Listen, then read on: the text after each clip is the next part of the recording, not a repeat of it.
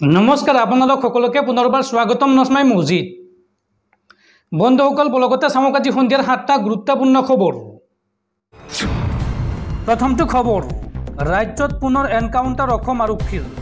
এইবাৰ বকল লামপাৰাত দুদৰ্শ ডকাইতলৈ লক্ষ্য কৰি অসম আৰক্ষীৰ গুলীচালনা। ভৰিত গুলীবিদ্ধ হৈছে দুদৰ্শ ডকাইত কেনাৰাম বসুমতাৰী ওৰফে মটো। আৰক্ষীৰ জিম্মাৰ পৰা পলায়নৰ চেষ্টাৰ সময়তে আৰক্ষীয়ে গুলীচালনা কৰে। উল্লেখযোগ্য যে অসম আৰু মেঘালয়ত বিভিন্ন অপৰাধ কাৰ্যত জড়িত এইগৰাকী কেনাৰাম আৰু সংকটজনক অৱস্থাত বৰ্তমান GMCHত ভৰ্তি কৰোৱা হৈছে কেনাৰাম বসুমতাৰীক। পৰৱৰ্তী খবৰ, চৰকাৰী কৰ্মচাৰীলৈ জৰুৰী খবৰ। এতিয়াৰ পৰা পুৱা 9:15 কাৰ্যালয়ত উপস্থিত হ'বই লাগিব চৰকাৰী কৰ্মচাৰী। 15 মিনিট দেৰি হ'লেই আধা দিনৰ দৰমহা কৰ্তন কৰা হ'ব সেইগৰাকী চৰকাৰী কৰ্মচাৰী। চৰকাৰী কৰ্মচাৰীক লৈ এইবাৰ কঠোৰ হৈ পৰিছে দেশৰ কেন্দ্ৰীয় চৰকাৰ। কাৰ্যালয়লৈ পলমকৈ যোৱা চৰকাৰী কৰ্মচাৰীলৈ বিপদ।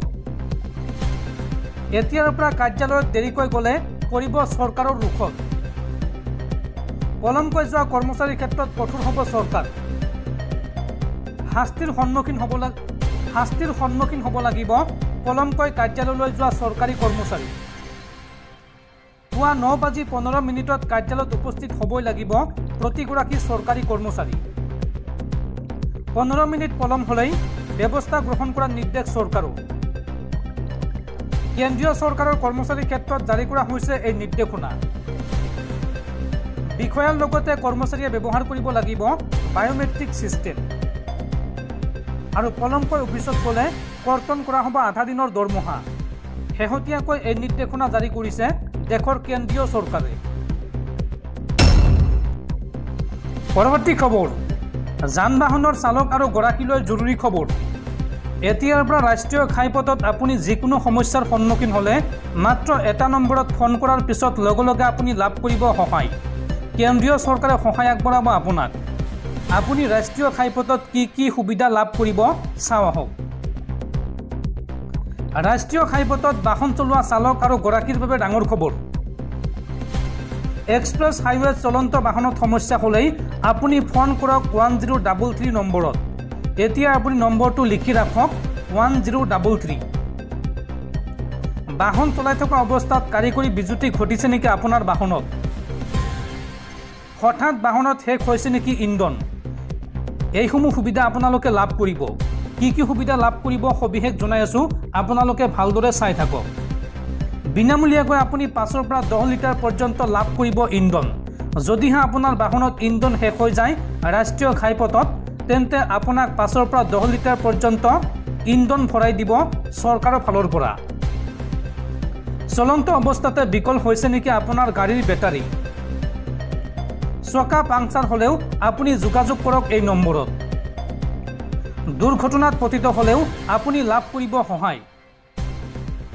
হঠাৎ গাড়ীৰ ভিতৰত আৰোহী অসুস্থ হৈ পৰিলেও এম্বুলেন্সৰ সুবিধাও পাব। এইসমূহ সুবিধা পাবলৈ আপুনি ভালকৈ ৰাখক টলকৰ পৰিশোধৰ ৰচিদ। ৰাষ্ট্ৰীয় ঘাইপথত এইসমূহ সমস্যাৰ সন্মুখীন হ'লে আপুনি লাভ কৰিব সহায়। আপুনি এই নম্বৰটো লিখি ৰাখক 1033। দৰ্শকসকল, আৰু বহুতো গুৰুত্বপূৰ্ণ খবৰ আছে। তাৰ আগতে আপোনাক জনাওঁ যে যদি আপুনি এতিয়ালৈকে এইটো ভিডিঅ'ত লাইক কৰা নাই তেন্তে এতিয়াই ভিডিঅ'টোত লাইক কৰি দিয়ক। আৰু এনেকুৱা ধৰণৰ ভিডিঅ'সমূহ নিতৌ চাবলৈ চেনেলটো ছাবস্ক্ৰাইব কৰি কাষত থকা বেল আইকনটো প্ৰেছ কৰি ৰাখক। পৰৱৰ্তী খবৰ, অপ্ৰতিৰোধ্য টীম ইণ্ডিয়া। ছুপাৰ 8ত বাংলাদেশৰ বিৰুদ্ধে ৰোমাঞ্চকৰ জয় ভাৰতৰ। T20 বিশ্বকাপত সম্প্ৰতি বিজয়ৰ ধাৰাবাহিকতা অক্ষুণ্ণ ৰাখিছে ৰোহিত শৰ্মা নেতৃত্বাধীন ভাৰতীয় ক্ৰিকেট দলে। শনিবাৰে বাংলাদেশৰ সৈতে হোৱা ছুপাৰ 8 পৰ্বৰ দ্বিতীয়খন মেচত ৰোমাঞ্চকৰ বিজয় সাব্যস্ত কৰিছে টীম ইণ্ডিয়াই। পোনতে বেট ধৰি ভাৰতে নিৰ্ধাৰিত অভাৰত 196 ৰান সংগ্ৰহ কৰে। এই ৰানৰ মূলতে হাৰ্দিক পাণ্ডিয়াৰ অনবদ্য অৰ্ধশতক। তেওঁ দললৈ 50 ৰানৰ সুন্দৰ ইনিংছ উপহাৰ দিয়ে। ইফালে বিৰাট কোহলি, ঋষভ পন্থ আৰু ডুবে 30ৰো অধিক ৰান কৰি দলৰ ইনিংছ মজবুত কৰে। আনহাতে ভাৰতে বান্ধি দিয়া বিজয় লক্ষ্য অতিক্ৰম কৰিবলৈ গৈ বাংলাদেশে 146 ৰানতে থমকি ৰয়। কাৰ্যত 50 ৰানৰ বিশাল ব্যৱধানত টিম ইন্ডিয়ায় জয়লাভ কৰে। পৰবৰ্তী খবৰ, ইউজিসি নেটৰ পিছত এইবাৰ নিট পিজিৰ প্ৰৱেশিকা পৰীক্ষা বাতিল কেন্দ্ৰীয় স্বাস্থ্য মন্ত্ৰালয়ৰ। দেওবাৰ আছিল নিট পিজিৰ প্ৰৱেশিকা পৰীক্ষা আৰু শীঘ্ৰেই ঘোষণা কৰা হ'ব প্ৰৱেশিকা পৰীক্ষাৰ নতুন সময়সূচী। নিট আৰু নেট বিসংগতিৰ পিছত কঠোৰ হৈ পৰিছে দেশৰ কেন্দ্ৰীয় চৰকাৰ।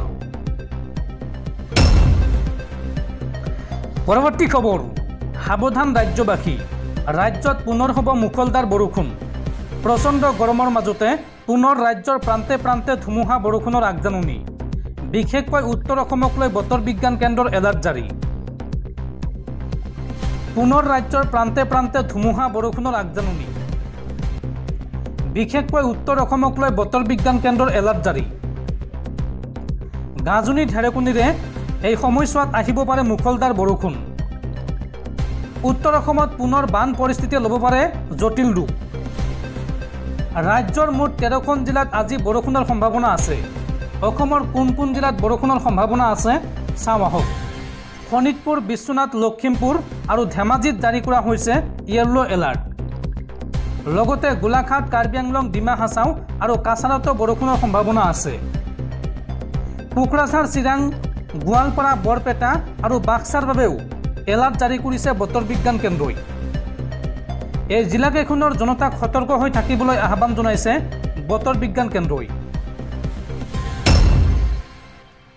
পৰৱৰ্তী খবৰ, ইউজিচি নেট আৰু নিটৰ প্ৰশ্নকাকত ফাদিলক লৈ কেন্দ্ৰীয় চৰকাৰৰ গুৰুত্বপূৰ্ণ সিদ্ধান্ত।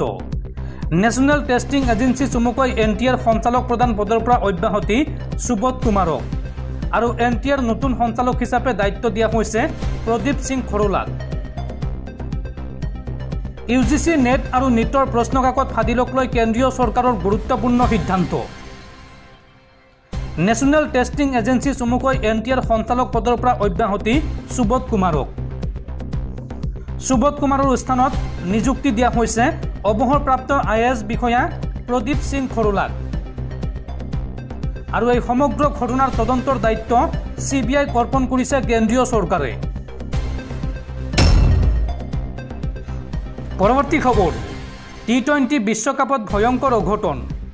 7 বাৰৰ বিশ্ব চেম্পিয়ন অষ্ট্ৰেলিয়াক পৰাজিত কৰিলে আফগানিস্তানে। 2024 চনৰ T20 বিশ্বকাপত আফগানিস্তানে অসম্ভৱক সম্ভৱ কৰি তুলিছে। আফগানিস্তানে 7 বাৰৰ চেম্পিয়ন অষ্ট্ৰেলিয়ান দলটোক পৰাস্ত কৰিছে। ছুপাৰ 8ৰ খেলখনত আফগানিস্তানে 21 ৰানত জয়লাভ কৰে।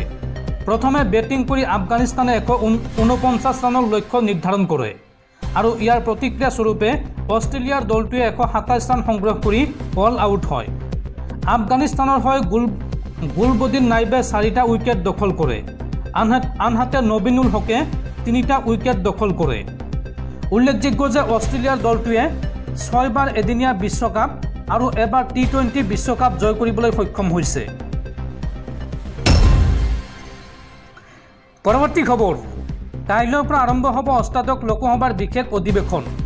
শপত ল'ব নৱনিৰ্বাচিত সাংসদসকলে আৰু 26 জুনত নিৰ্বাচন হ'ব লোকসভাৰ অধ্যক্ষৰ।